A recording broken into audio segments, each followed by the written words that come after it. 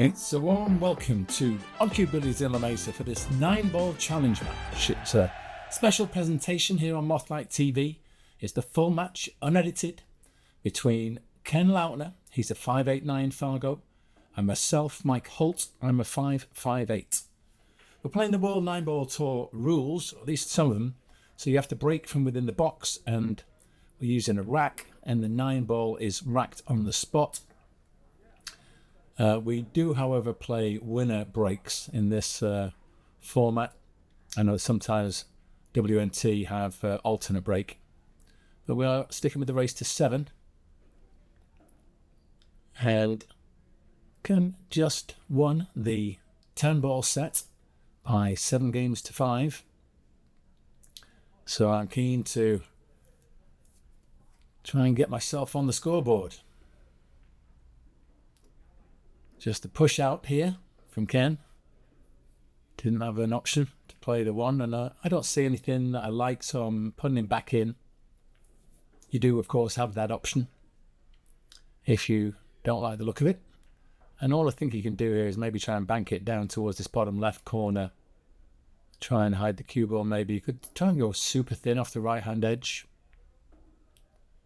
So he just wants that to pass the side pocket. And that's relatively safe. It's cuttable, of course. And if I were to play the cut, I'd probably play it with left-hand English. So a lot of inside to get the cue ball. Oh, shows you what I know. I actually played that with right-hand English to get the cue ball away and up the table. I think I've got cover.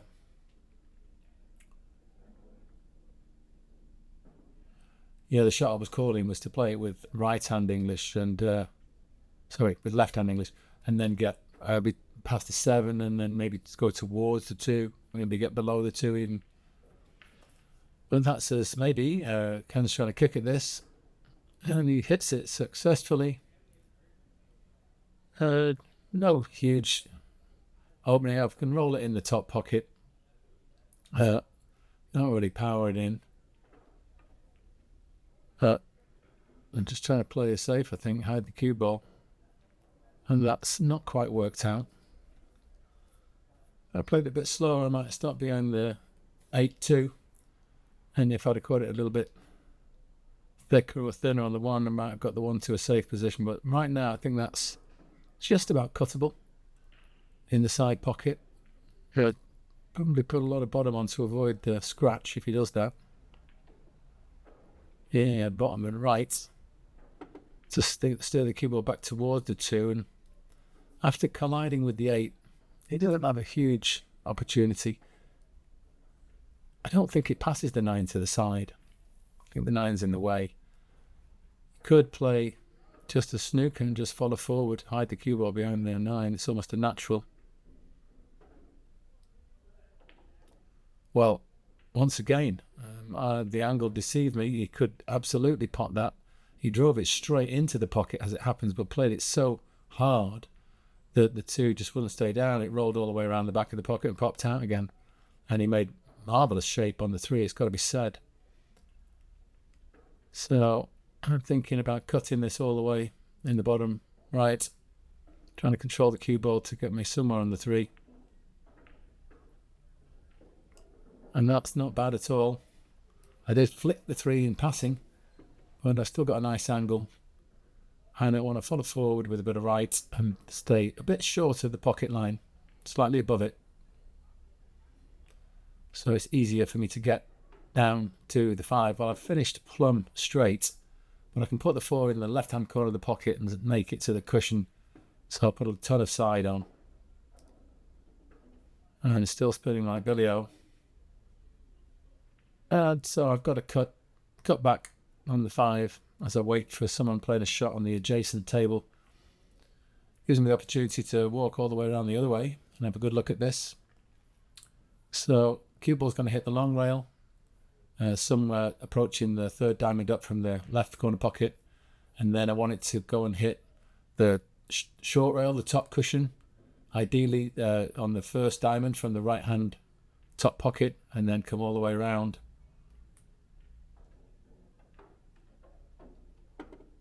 and miss the traffic if possible. And I do catch the 7. But this is still an opportunity at the 6. I do have the angle to just play with plain ball. Obviously, I'll be striking above centre. I'll bounce off this short rail and get up past the 9 for a shot on the 7 in the bottom left. Oh, but I've cut it too thin.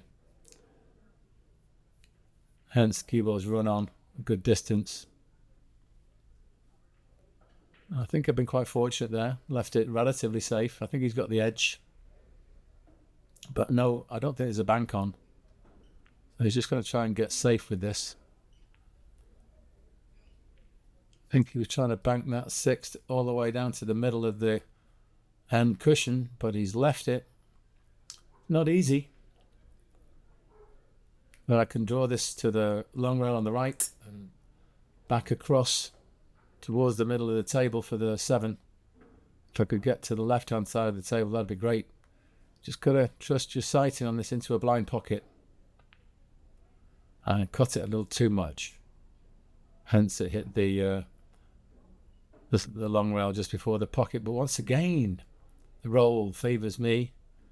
6 could have finished anywhere, and it's hidden mostly anyway behind the 9.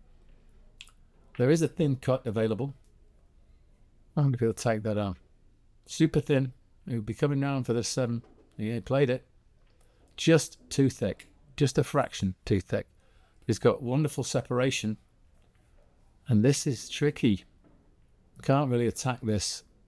You've got to play it to miss it with the ton of right-hand side. So I'm just gonna reach it and just bank it gently to the rail. And I might, if I get lucky, have some blockage in the way, which I just did after grazing the 8. Going in full ball. There's always a chance of that happening if you can get the 6 where it is and make sure the cue ball doesn't run away and leave him a cut. So a nice hit, but this is going to be over the pocket for me. It's quite a nice angle that I can cut this in with. I think I'll just do a ton of left and some drag. But just between a draw and a drag shot. And slow down, please. Well, it's run on a bit more than I want to, but I'm still okay.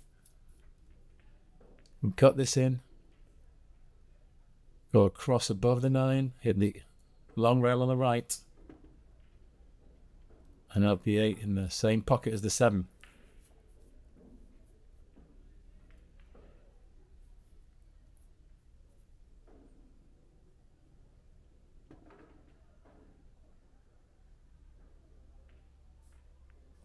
Well, I played that with tons and tons of left-hand side. Mistimed it, mishit it. And unfortunately sold out the game. And I was doing alright until that point. Yeah, I think playing the shot with so much left was probably a bit risky. And I don't think Ken will make a mess of this. Just the last 2 balls. Got a good angle here on the 8. Will he use the rail or will he just stun it out there? Probably use the rail. Here, and that looks pretty good. This is the kind of 9 you want.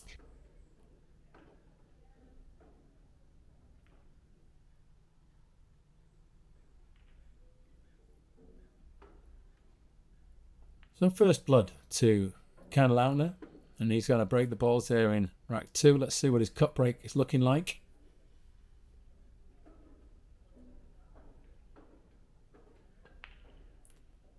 Well, not far off. He's made a ball anyway, so he gets the next shot, and he was about an inch below the left centre. So you can probably make the adjustment necessary to make the 1 next time out. So what kind of a shot does Ken have here? Looks as though he's slightly hooked on the 1 ball behind the 6. So he could push out. But he's got the jump stick and he's called the 1 ball in the bottom right pocket. So it's a long bank. needs to jump and hit this pretty much full ball. Firm strike. That's good effort.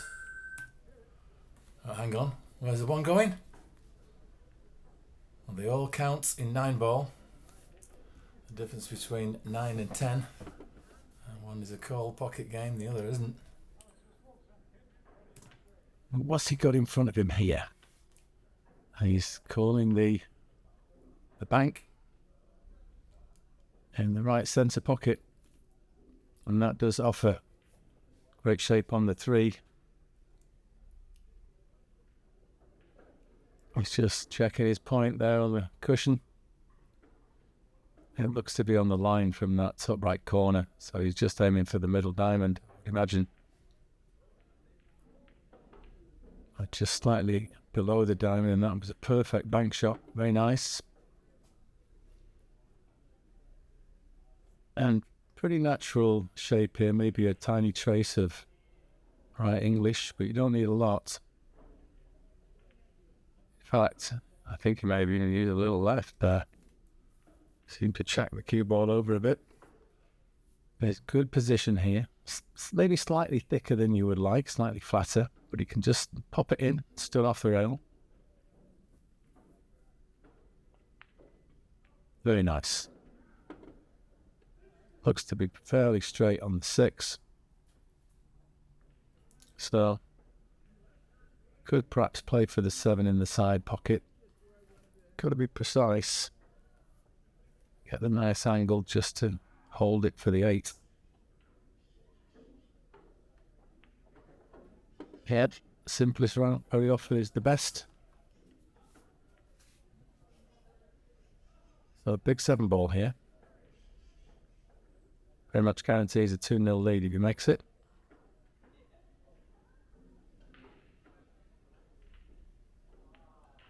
Nice confident strike.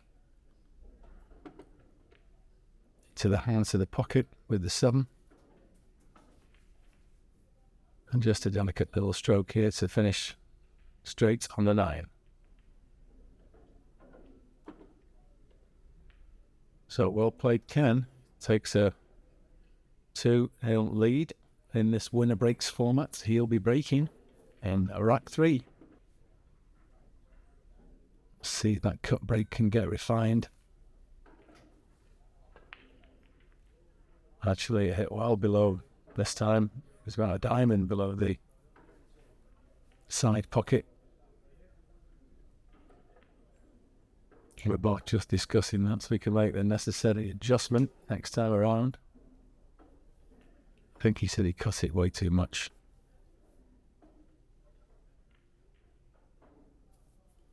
So a thin cut here with the bridge.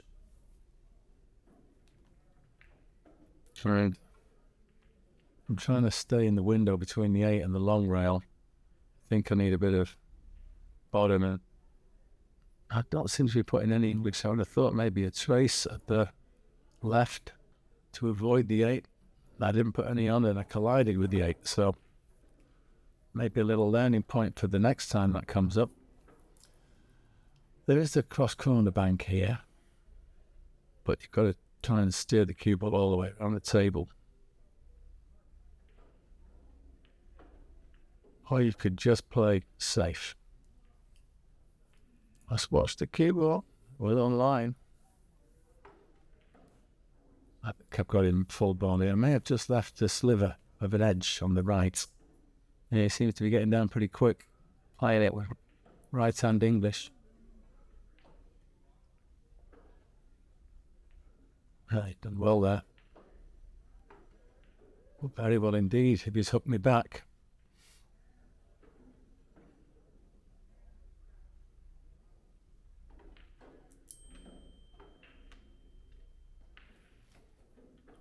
I was just trying to find the midway point between the imaginary cue ball. If it was on the same line, it should really be the midpoint between those two balls on the short rail here.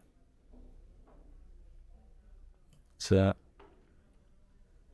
caught it from behind and just a little too hard. If I'd had that line and a bit less pace, I could have had a nice result. But It's not easy for Ken. He's got to get from 2 to 3. If you play it plain ball, I think it's not like a fairly firm stroke. You may get the gap between the 7 and the 4 once you've hit the long rail. He seems to be just floating it in with a bit of top. Yeah, cut it too thin and scratched. So how do you get on the 3?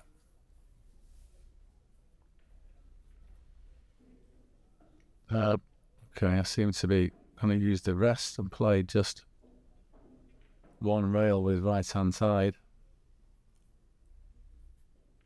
So basically I'll be coming on a line pretty much towards the 3.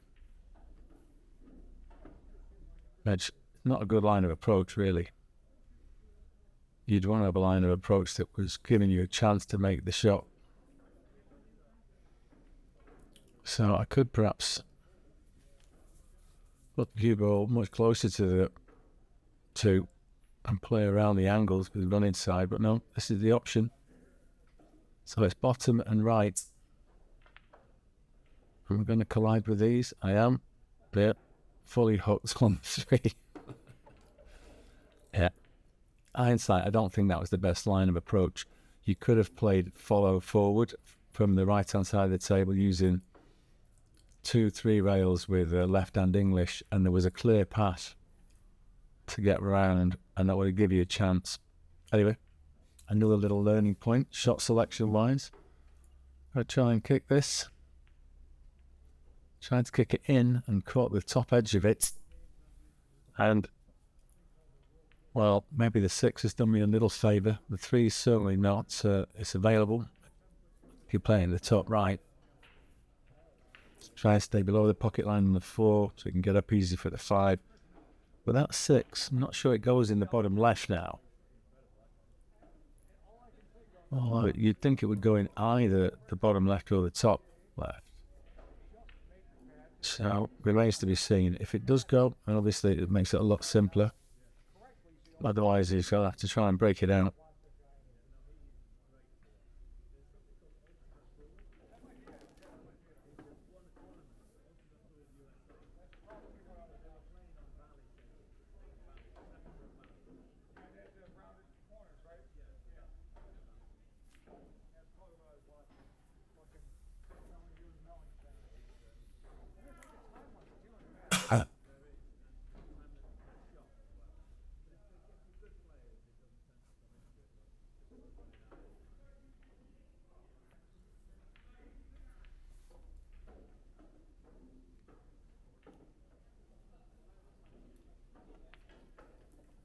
Nice stroke. Appears to be a little flat here. I think he's a bit below the potting angle. He should be able to get up okay. Now we're closer examination of the 6 ball. It's definitely frozen to the 8 the way he's using his cue to try and find the sort of tangent line the 6 takes if you play into it. When it squeezes off the 8. It looks a bit tricky.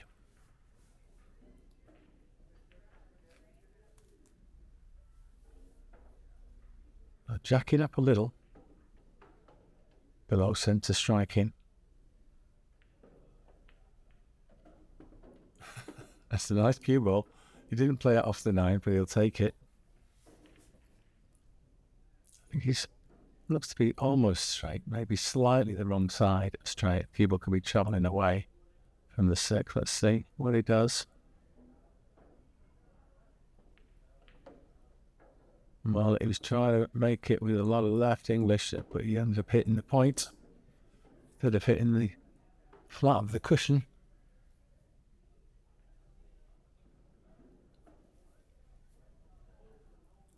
So what is he doing here?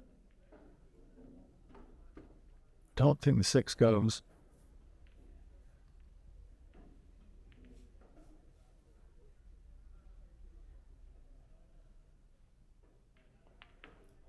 Oh, he's played it onto the 9. Oh, and the 9's gone in. Well, there was an attacking shot for you. It certainly got got the 9-ball moving, and anything can happen when you do. So Ken 3-0 now in the lead, although his break misfired on that occasion. So I think I'm looking at hiding the cue ball behind the 2 here. So I'm going to play with drag and right hand English.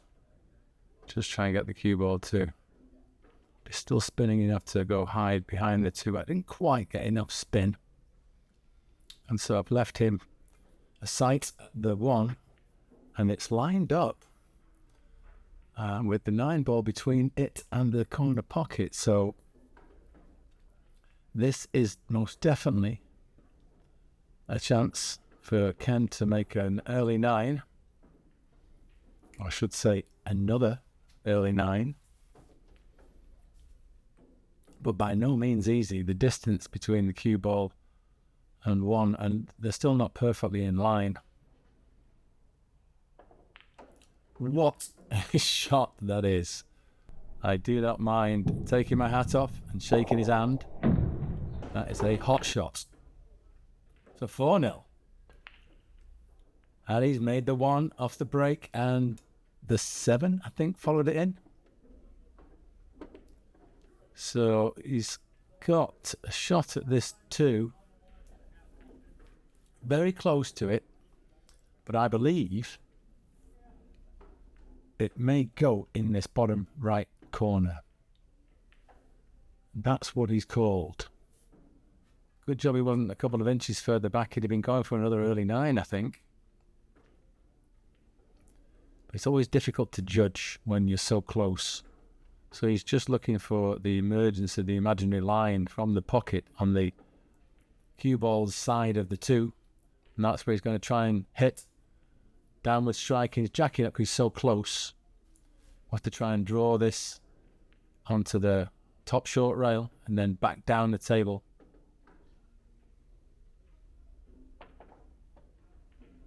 That's an amazing shot. What a shot that is. And he had a ton of spin on it, but not enough to get him around the table. So what do you do here? I think he's at a combo on the 8. I don't think the 3 goes directly. You could do a cross corner bank, I believe.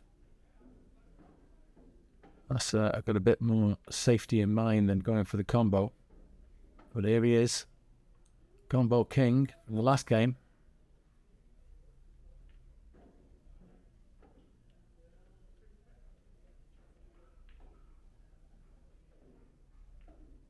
And then went for the cross corner bank in the end. Some distance off it, but it's pretty safe.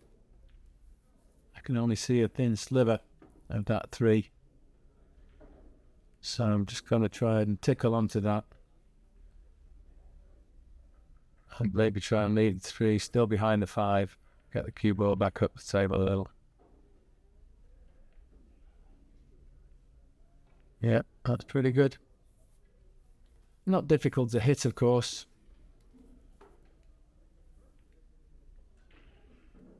Just depends what he gets out of it in terms of a result. I don't think there's any chance of potting a ball here, but if he does a kick similar to the one I played and just thins the 3, he could very well get some distance and separation and leave the 3 there.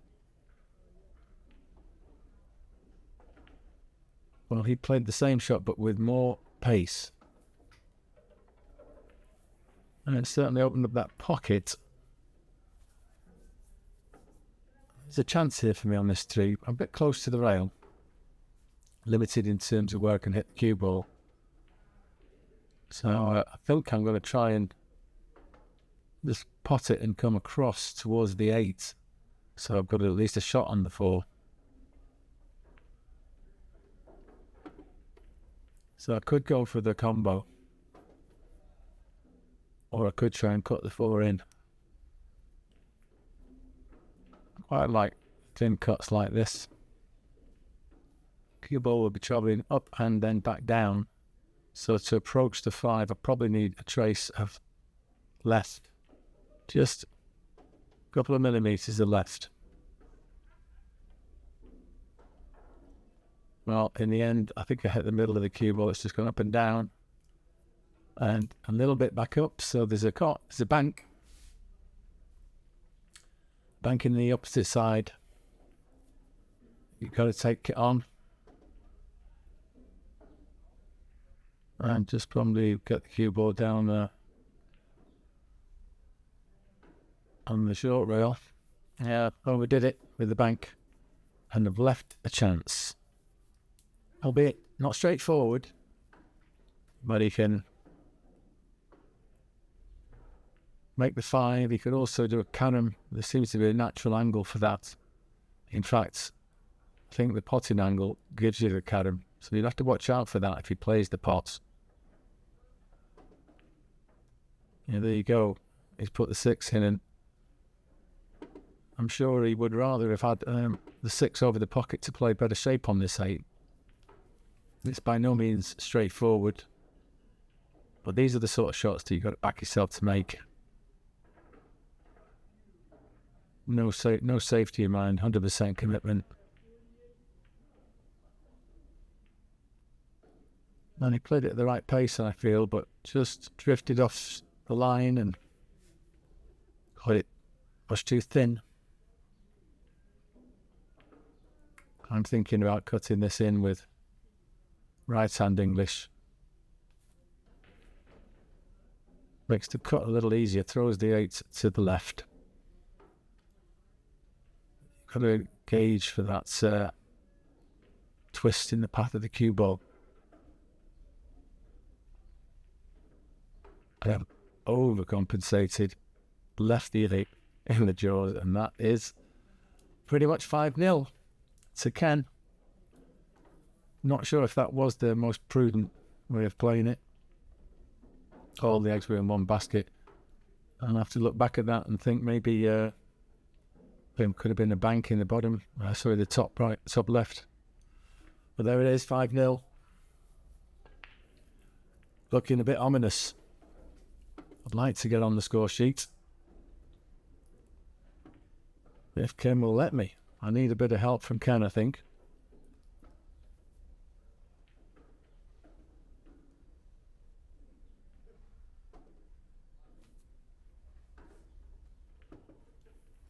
Just to get me potting a couple of balls, get a bit of confidence.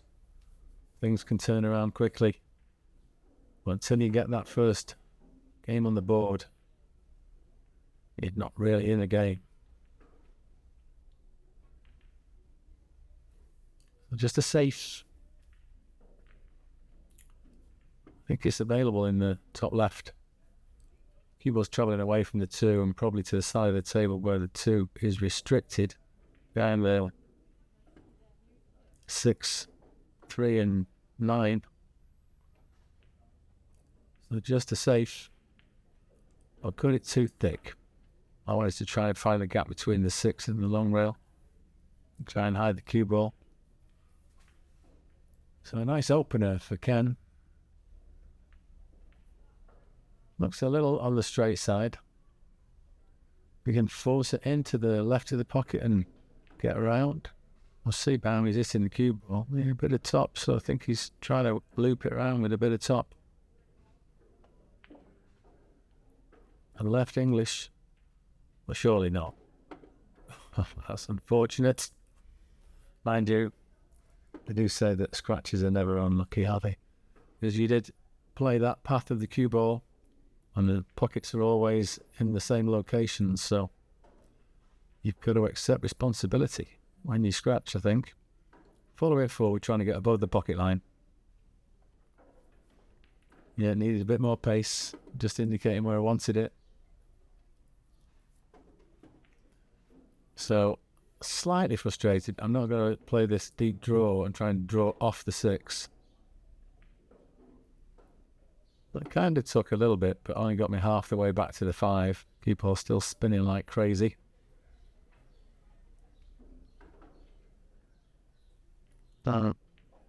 Potential to hide the cue ball behind that 6 here and get the 5 away. What's happened here? I fluked the 5. Time for me to get a little bit of lucky running. They do say it evens itself out in the long run. But it does depend on what you mean by the long run, of course. Didn't really want to collide with the 7. Wanted to leave that a cut to the bottom left, so looking at this cut to the top left, I think I'm all in. It's very close to the rail, so it's one of those, it's a little easier than if it's a bit off. That's drifted a little bit away, but still found the pocket. And I think I've just got to roll this in the top and leave myself on a 9. Okay, so am I going to break the hoodoo here and get off 0? You'd think so. Where's that cue ball? Oh, so 6-0 on the hill. And it looks as though I'm going to struggle as he kind of flukes the 1 ball in the side. Also makes the 5 in the bottom right. Yeah, I can't complain. I've had ample opportunities in this game, and I've squandered them, rather like that loose cue ball in the last game. I mean, back was against the wall. I thought I was just going to let my cue go a little bit. Play a bit quicker. See if you can get some sort of rhythm going. But when you do play quicker, sometimes you make more elementary errors, and that was the case in the previous rack. Ken cuts in a lovely 2 and positions himself nicely for the 3. Just checking out where he wants to be to get up for the 6. And just past the potting line is ideal. A few inches forward. That looks good.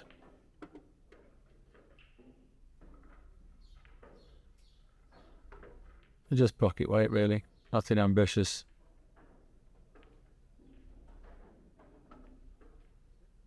Well, put it on the near point and hitting it thinner. I seem to play it a bit too hard as well for the baby shot to just roll it in. But I'm grateful for the opportunity. Tried the bank, but I've got second prize and I look somewhat fortunate to hook him. But at this stage of the game, I'll take anything. Just want to avoid the whitewash first and foremost. Ken's trying the dart method. Important part of the game, jumping these days with the cue stick technology. And some players have mastered this out, but I don't think you'd class Ken and myself in that category.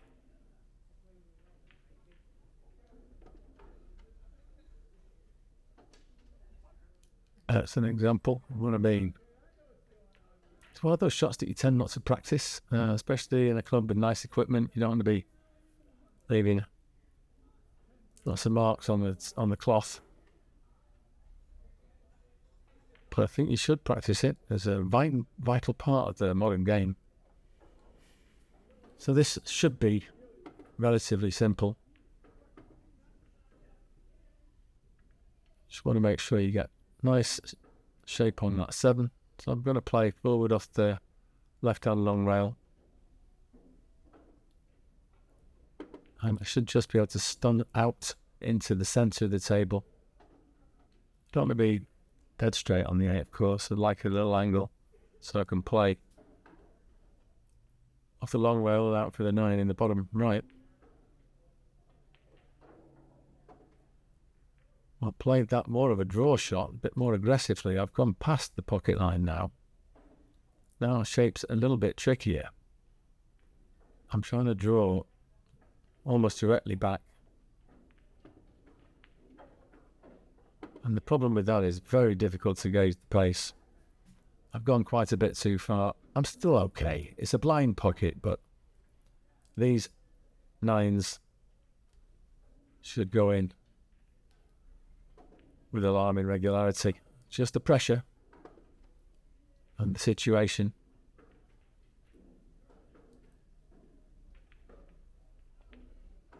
There we go. So I'm on the board at least. And with the break, I've not had many breaks. I can get the cut break straight away. And have a shot at the 2.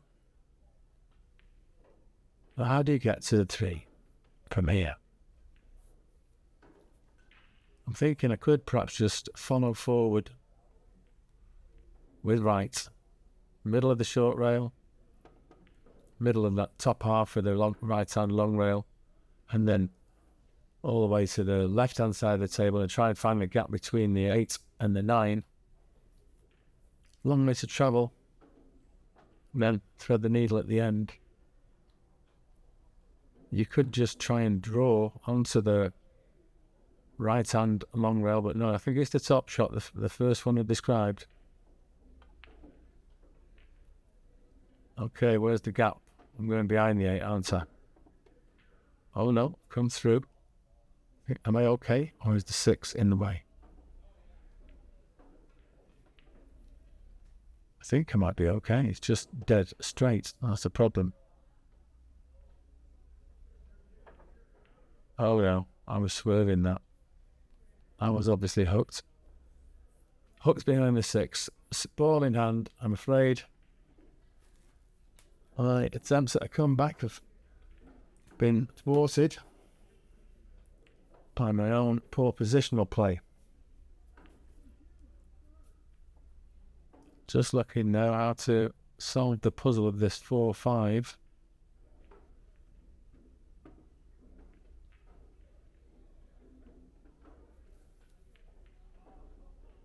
Interesting. I don't think the 5 goes in the bottom left. I think it does go in the right middle.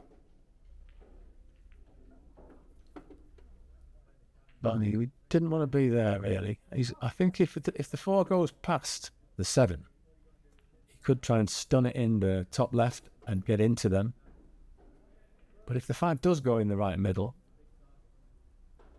he could either play that stun shot and just stun below it, or cut it in left centre with, I don't know, you play it with left or right, you play it with either, really.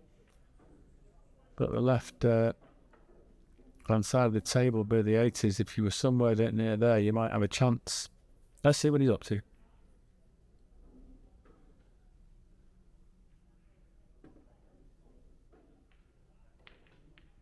I think he did go for the first option, pointing it in the corner, and I just flipped the 7.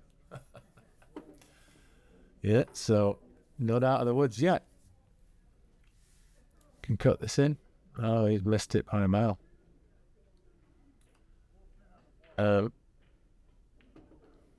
What's that ball in hand for? So it turns out Ken thinks he missed the 4, and so he picked up the cue ball. I told him, well, you hit the 4. But since he's picked up the cue ball, that is a ball in hand foul. So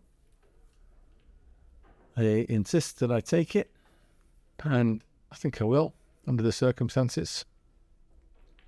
First of all, I'm thinking go for 3 fouls and roll the 4 forward. I'm thinking, no, what are you talking about? Go for the pot in the top left. You can stun behind the 8, stun over, but you will have the 5 in the centre if the 4 drops. I didn't get the cover as it happened, but I have got the shape. Yes, this 5 goes. Can draw back for the 6.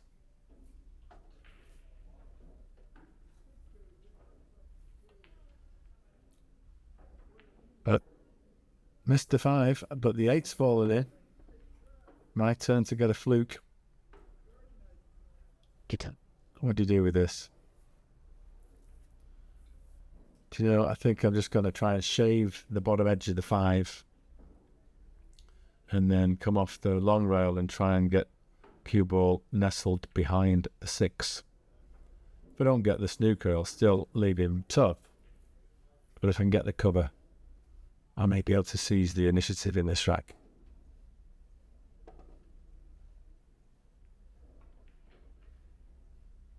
Oh, and that little graze on the 6 helped me. It surely did.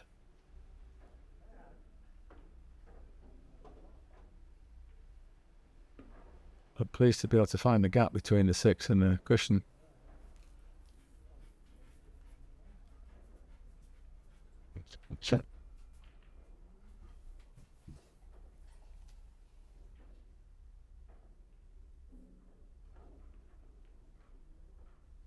I'm just catching the point. Stopped him from hitting the 5 there. So now, no excuse not to make this 6-2.